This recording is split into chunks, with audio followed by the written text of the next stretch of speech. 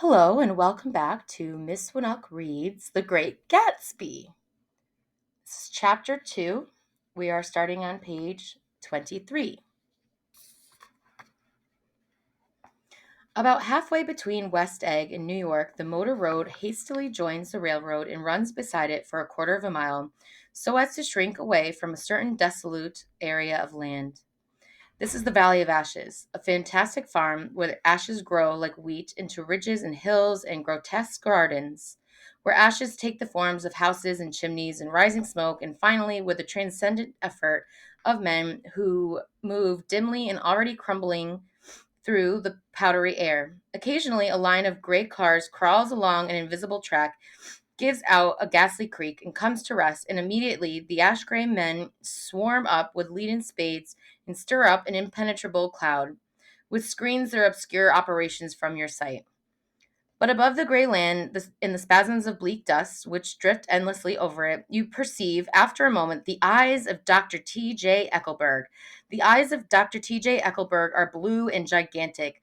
Their retinas are 1 yard high. They look out for no face, but instead, from afar, of enormous yellow spectacles which pass over a non existent nose. Evidently, some wild wag of an oculist set them there to fatten his practice in the borough of Queens, and then sank down himself into eternal blindness, or forgot them and moved away. But his eyes, dimmed a little by many paintless days under sun and rain, brood on over the solemn dumping ground.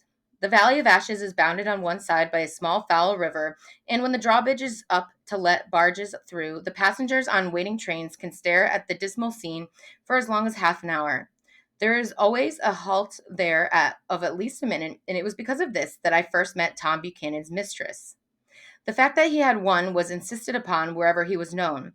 His acquaintances resented the fact that he turned up in popular restaurants with her and, leaving her at a table, sauntered about, chatting with whomsoever he knew. Though I was curious to see her, I had no desire to meet her, but I did. I went up to New York with Tom on the train one afternoon, and when we stopped at the ash heaps, he jumped to his feet and, taking hold of my elbow, literally forced me from the car. "We're getting off," he insisted. "I want you to meet my girl." I think he'd tanked up a good deal at luncheon, and his determination to have my company bordered on violence. The supercilious assumption was that on Sunday afternoon I had nothing better to do. I followed him over a low, whitewashed railroad fence, and we walked back 100 yards along the road under Dr. Eckelberg's persistent stare.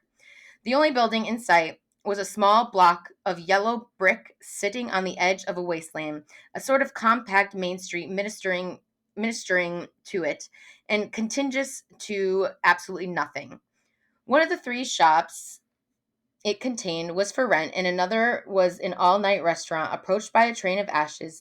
The third was a garage, repairs, George B. Wilson, cars bought and sold, and I followed Tom inside. The interior was unprosperous and bare. The only car visible was a dust-covered wreck of a Ford which crouched in a dim corner.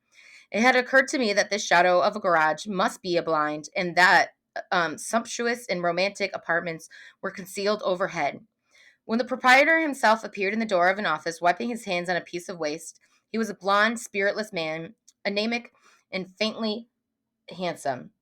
When he saw us, a dumb gleam of hope sprang into his blue eyes. "Hello, Wilson, old man," said Tom, slapping him joyfully on the shoulder. "How's business?" "I can't complain," said Wilson, unconvincingly. "When are you going to sell me that car?" "Next week. I've got my man working on it now." "Works pretty slow, don't he?"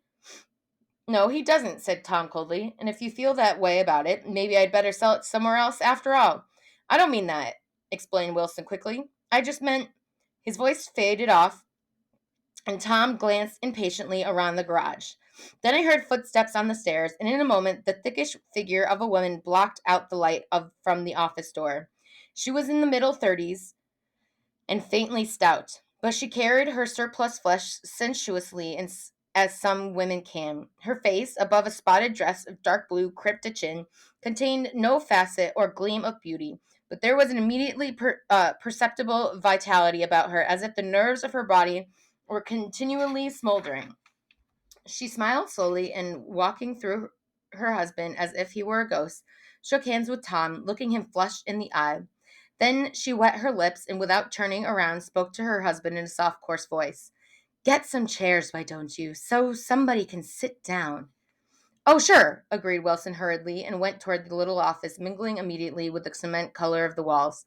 A white ashen dust veiled his dark suit and his pale hair as it veiled everything in the vicinity, except his wife, who moved close to Tom. I want to see you, said Tom intently. Get on the next train. All right. I'll meet you in the newsstand on the lower level. She nodded and moved away from him just as George Wilson emerged with 2 chairs from his office door. We waited for her down the road and out of sight. It was a few days before the 4th of July, and a gray, scrawny Italian child was setting torpedoes in a row along the railroad track. Terrific place, isn't it? Said Tom, exchanging a frown with Dr. Eckelberg. Awful. It does her good to get away. Doesn't her husband object? Wilson? He thinks she goes to see her sister in New York. He's so dumb he doesn't know she's alive. So Tom Buchanan and his girl and I went up together to New York, or not quite together, for Mrs. Wilson sat discreetly in another car. Tom deferred that much to the sensibilities of those East Eggers who might be on the train. She had changed her dress to a brown figured muslin, which stretched tight over her rather wide hips as Tom helped her to the platform in New York.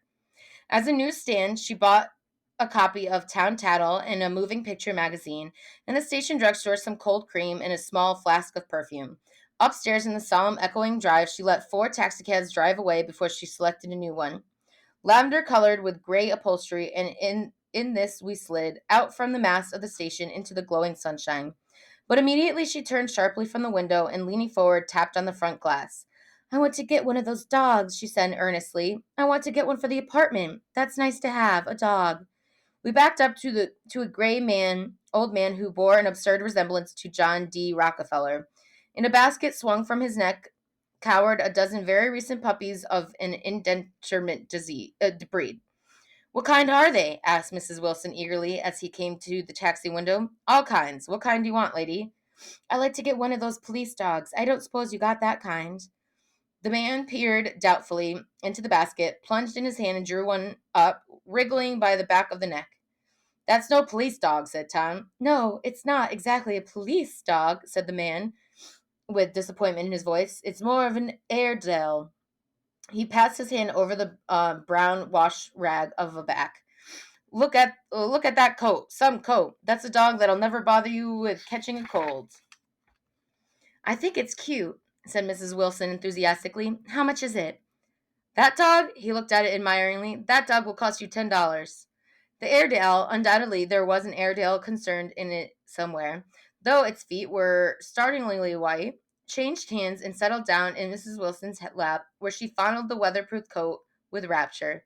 Is it a boy or a girl? She asked delicately. That dog's a boy. It's a bitch, said Tom decisively. Here's your money. Go and buy 10 more dogs with it. We drove over to Fifth Avenue, so warm and soft, almost pastoral, and on the summer Sunday afternoon that I wouldn't have been surprised to see a great flock of white sheep turn the corner. Hold on, I said. I have to leave you here. No, you don't, interposed Tom quickly. Myrtle will be hurt if you don't come up to the apartment, won't you, Myrtle? Come on, she urged. I'll telephone my sister Catherine. She said she'd be beautiful by people who ought to know. Well, I'd like to, but we went on, cutting back again over the park toward the West Hundreds. At 158th Street, the cab stopped at one slice of a long white cake of apartment houses, throwing a regal homecoming glance around the neighborhood. Mrs. Wilson gathered up her dog and other purchases and went haughtily in. I'm going to have the McKees come up, she announced as she rose in the elevator. And of course, I've got to call up my sister, too. The apartment was on the top floor. A small living room, a small dining room, a small bedroom, and a bath. The living room was crowded to the doors with a set of tapestried furniture entirely too large for it, so that to move about was to stumble continually over scenes of ladies swinging in the gardens of Versailles. The only picture was an overlarge photograph, apparently a hen sitting in a blurred rock. Looked at from a distance, however, the hen resolved itself into a bonnet, and the countenance of a stout old lady beamed down into the room. Several old copies of Town Tattle lay on the table, together with a copy of Simon Called Peter, and some of the small scandal magazines of Broadway.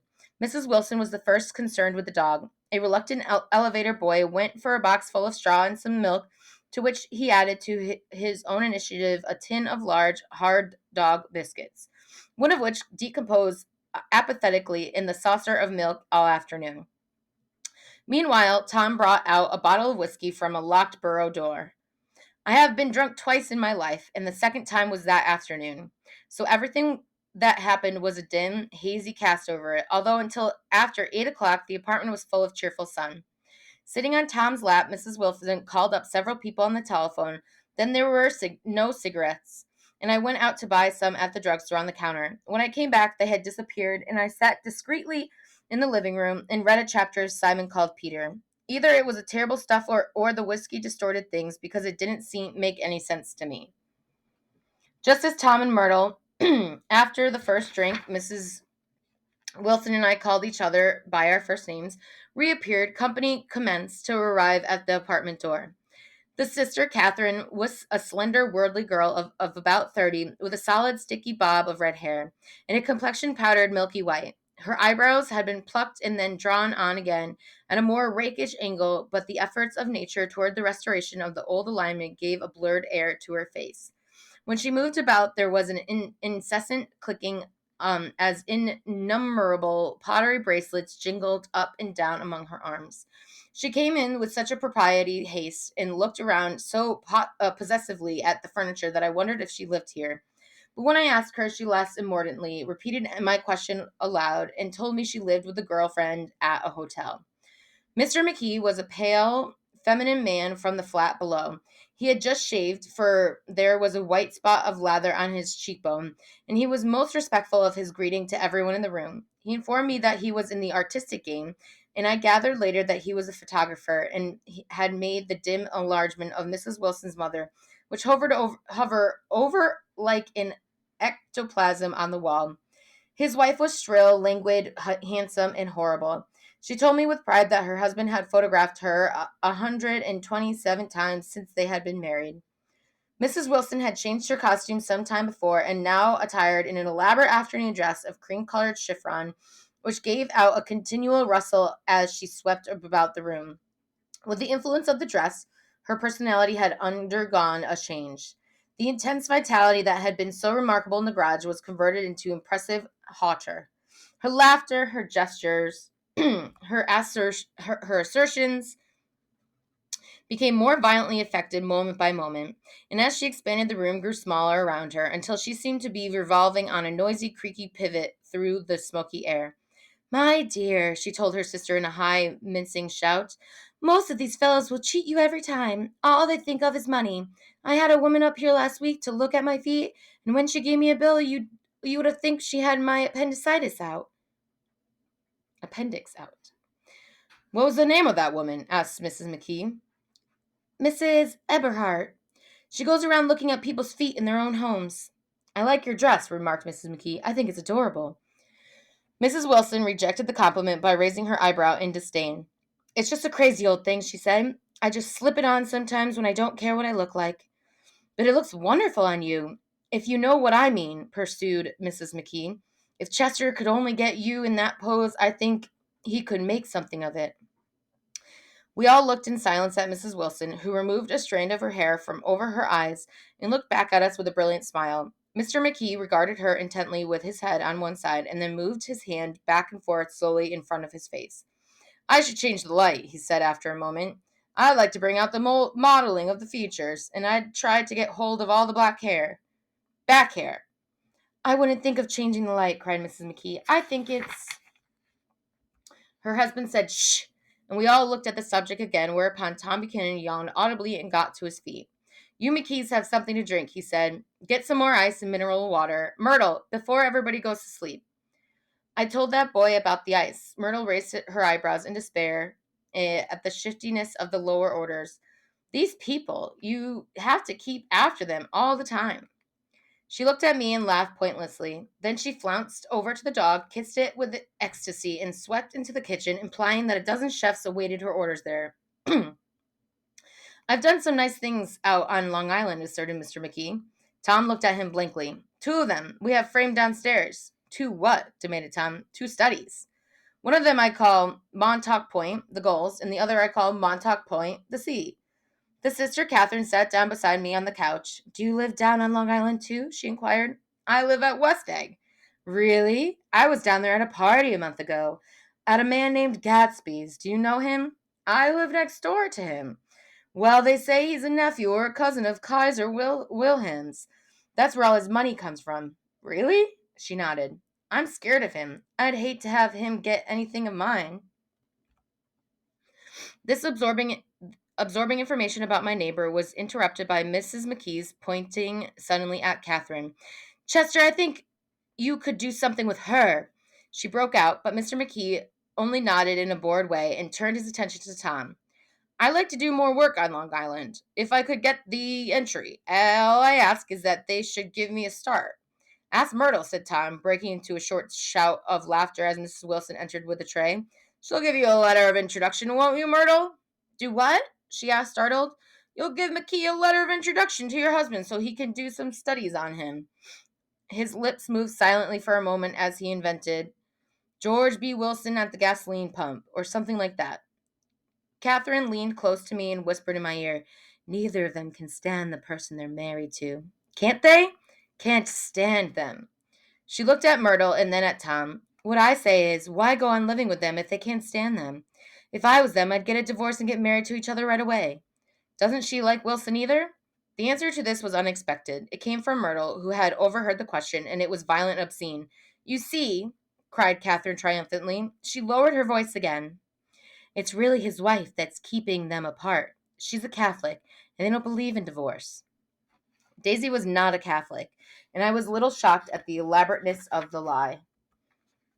When they got married, continued Catherine, they're going west to live for a while until it blows over. It'd be more discreet to go to Europe. Oh, do you think Europe? She exclaimed surprisingly. I just got back from Monte Carlo. Really? Just last year I went over there with another girl. Stay long?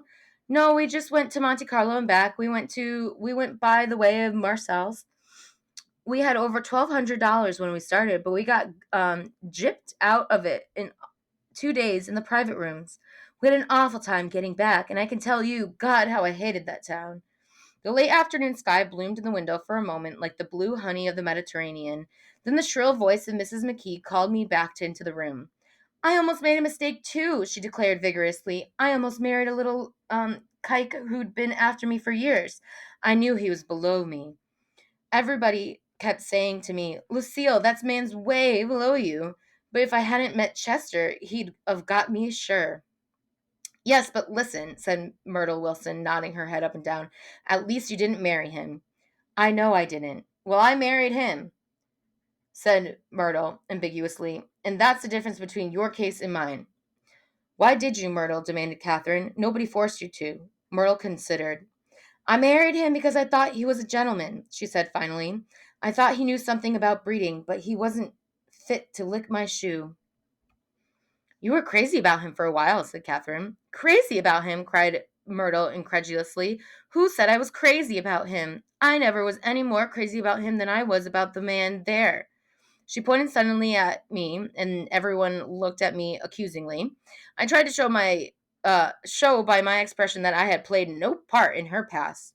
The only crazy I was when I married him. I knew right away I made a mistake. He borrowed somebody's best suit to get married in and never even told me about it. And then the man came after it one day when he was out. She looked around to see who was listening. Oh, is that your suit? I said. This is the first time I ever heard about it, but I gave it to him, and then I laid and down and cried to beat the band all afternoon. She really ought to get away from him, resumed Catherine to me. They've been living over that garage for 11 years, and Tom's the first sweetie she ever had. The bottle of whiskey, a second one, was now in constant demand by all present, excepting Catherine, who felt just as good on nothing at all. Tom rang for the janitor and sent him for some celebrated sandwiches, which were a complete supper in themselves. I wanted to get out and walk eastward toward the park through the soft twilight, but each time I tried to go, I became entangled in some wild, strident argument which pulled me back, as if with ropes, into my chair. Yet high over the city are a line of yellow windows must have contributed their share of human secrecy to the casual watcher in the darkening streets. And I was him too, looking up and wondering. I was within and without, simultaneously enchanted and repelled by the inexhaustible variety of life. Myrtle pulled her chair close to mine, and suddenly her warm breath poured over me the story of her first meeting with Tom. It was on the two little seats facing each other that are always the last ones left on the train. I was going up to New York to see my sister and spend the night. He had on a dress suit and a patent leather shoes, and I couldn't keep my eyes off of him. But every time he looked at me, I had to pretend to be looking at the advertisement over his head. When we came into this station, he was next to me, and his white shirt front pressed against my arm. And so I told him I'd have to call a policeman, but he knew I lied. I was so excited that when I got into a taxi with him, I didn't hardly know I wasn't getting into a subway train. All I kept thinking about over and over was, you can't live forever. You can't live forever. She turned to Mrs. McKee, and the room rang full of her artificial laughter. My dear, she cried, I'm going to give you this dress as soon as I'm through with it. I've got to get another one tomorrow.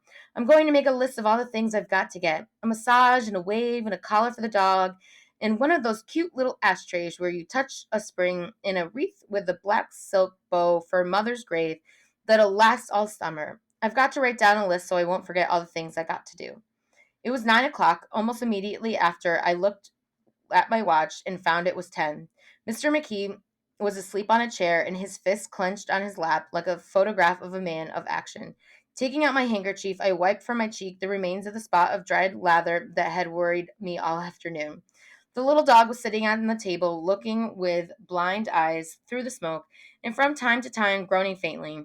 People disappeared, reappeared, made plans to go somewhere, and then lost each other, searched for each other, found each other after a few feet away. Sometime toward midnight, Tom Buchanan and Mrs. Wilson stood face to face, discussing in impassioned voices whether Mrs. Wilson had any right to mention Daisy's name. Daisy, Daisy, Daisy, shouted Mrs. Wilson. I'll say it whenever I want to. Daisy, Making a short, deft movement, Tom Buchanan broke her nose with his open hand. Then there were bloody towels upon the bathroom floor, and women's voices scolding, and high over the confusion a long broken wail of pain. Mr. McKee awoke from his doze and started in a daze toward the door. When he had gone halfway, he turned around and stared at the scene, his wife and Catherine scolding and consoling as they stumbled here and there among the crowded furniture with articles of aid, and the despairing figure on the couch, bleeding fluently and trying to spread a copy of Town Tattle over the tapestry scenes of Versailles. When Mr. McKee turned and continued on out the door, taking my hat from the chandelier, I followed. Come to lunch some day, he suggested as we groaned down in the elevator. Where? Anywhere. Keep your hands off the lever, snapped the elevator boy. I beg your pardon, said Mr. McKee with dignity. I didn't know I was touching it. All right, I agreed. I'll be glad to. I was standing beside his bed, and he was sitting up between the sheets, clad in his underwear, with a great portfolio in his hands. Beauty and the Beast, Loneliness, Old Grocery Horse, Broken Bridge. Then I was lying half asleep in the cold lower level of the Pennsylvania station, staring at the morning Tribune and waiting for the 4 o'clock train.